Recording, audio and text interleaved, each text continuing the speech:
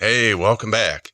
So I have to admit, I've never bought a door that was not pre-hung. I acquired this door free of charge. I have to make my own jamb.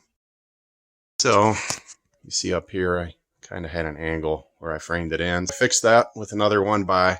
I put a 1x up here is this side of the jamb, and I shimmed it out, as you can see here and there. So I have a pretty close close here.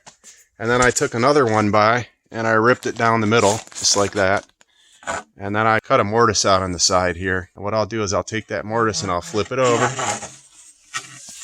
And I'm going to put it in just like that. So I'll have a little groove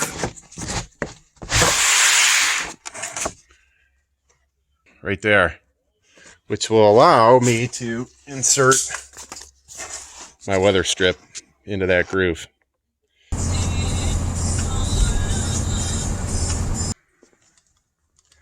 Here it is.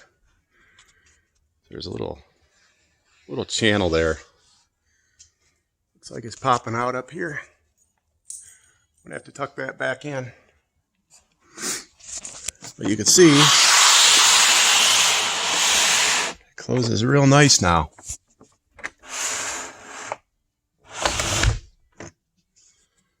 Nice tight seal.